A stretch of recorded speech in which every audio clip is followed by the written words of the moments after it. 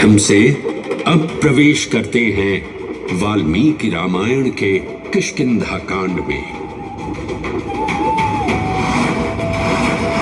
जब वानर राजा सुग्रीव अपने यूथपतियों से सभी प्रमुख स्थानों पर जाने के लिए कहते हैं और उन्हें अवंती नगर यानी उज्जैन जाने का आदेश भी देते हैं। मेखला उत्कल के क्षेत्र, दशर्न के नगर, आब्रवंती, अवंती और विदर्भ के राज्य, साथ ही माहिष्का के आकर्षक राज्य में भी पूरी तरह से खोजना होगा। एक युग भगवान विष्णु के राम अवतार से संपृक्त और अगला युग उन्हीं के एक और दिव्य अवतार से समरस होना, ये अद्वितीय संगम केवल उज्जैन में ही संभव था। परंतु एक क्षण ठहरिए और ध्यान से सुनिए। ये हैं महाकाल के 1008 दिव्य नाम। हाँ, मैंने काल चक्र को परिवर्तित कर दिया है और अब द्वापर युग का शुभारंभ हो चुका है। विस्मय पूर्ण हो जाएंगे ये जानकर कि महाकाल के इन नामों को स्वयं भगवान श्री कृष्ण ने रचकर पिरोया था। महाकाल सहस्र नामावली की ये अद्भुत रचना उस समय की है जब योगेश्वर कृष्ण, उनके मित्र सुदामा और शेषावतार बलराम ने अवंती नगरी में स्थित सांदीपनी ऋषि के आश्रम में वेदांत दर्शन और शस्त्र विद्या की शिक्षा ग्रहण की थी। कहते हैं कि भगवान श्री कृष्ण को अवंती ने ऐसा मंत्र मुग्ध कर दिया कि यहां 64 दिनों तक रुककर उन्होंने 64 विद्याएं और 14 कलाओं का ज्ञान लिया। उज्जैन का संबंध महाभारत से भी जुड़ा हुआ है।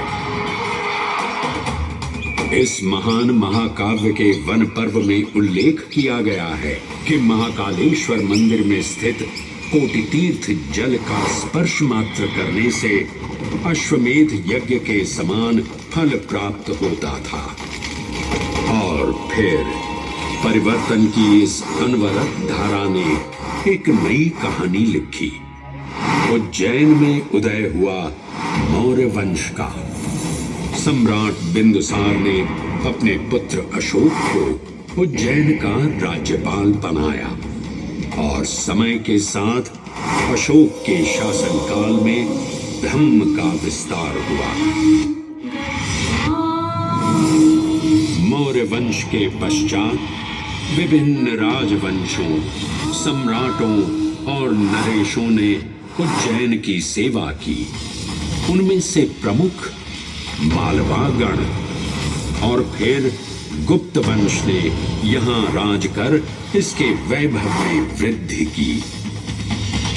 उज्जैन ने अपने भव्य तेज से जहां महात्माओं और शासकों को आकर्षित किया, वहीं इस नगर पर आतताइयों की दृष्टि भी पड़ी।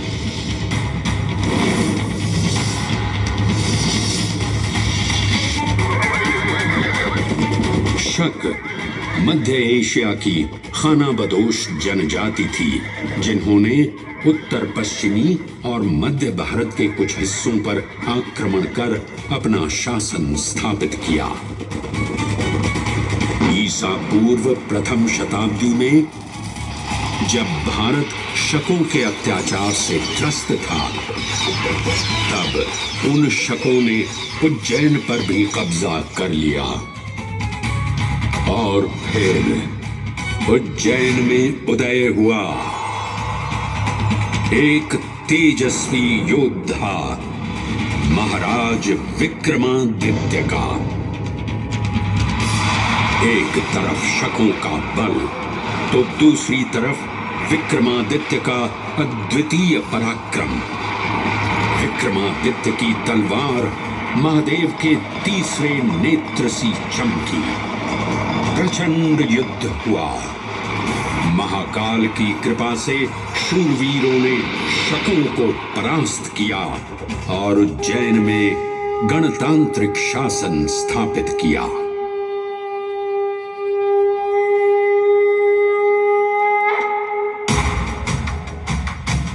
इन्हीं महाबली विक्रमादित्य की राज्यसभा महाकाल मंदिर में ही प्रतिष्ठापित थी। आज भी इस मंदिर की घंटियों में विक्रमादित्य की वीरता और शौर्य की प्रतिध्वनि गुंजायमान होती है। राजा विक्रमादित्य और शकों के मध्य हुए युद्ध ने उज्जैन को काल चक्र से अभिन्न रूप से जोड़ दिया, क्योंकि जिस दिन उनको विजय प्राप्त हुई उस गौरवशाली उपलब्धि के सम्मान में एक नवीन पंचांग का शुभारंभ किया गया, विक्रम संवत पंचांग।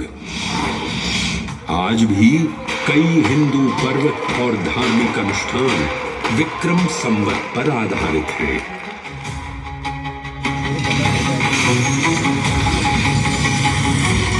पृथ्वी की भौगोलिक कर्क रेखा इस पावन उज्जैन भूमि से होकर गुजरती है। लगभग 300 वर्ष पूर्व उज्जैन विश्व समय का प्रमुख संदर्भ बिंदु था।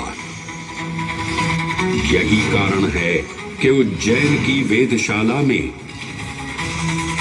वराहमिहिर, आदित्य दास, ब्रह्मगुप्त, आर्यभट्ट और भास्कराचार्य जैसे महान विद्वान अनुसंधान और अध्ययन में तल्लीन रहते थे। खगोल शास्त्र का केंद्र, महाकालेश्वर का आवास, जगत गुरु कृष्ण की नगरी, विक्रमादित्य का राज। जयति जय उज्जैनी, वैभवशालिनी नगरी उज्जैन।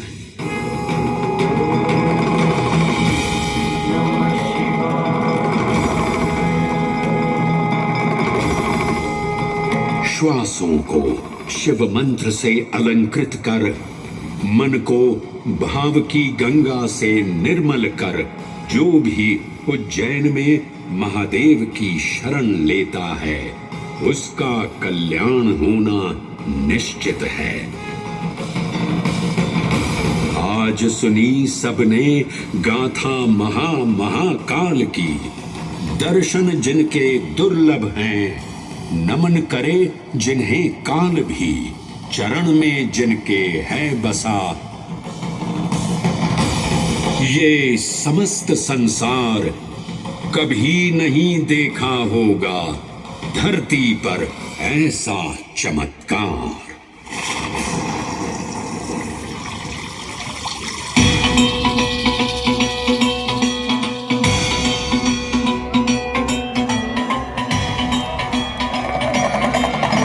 जटाटवी कलच्छल प्रवाह पावित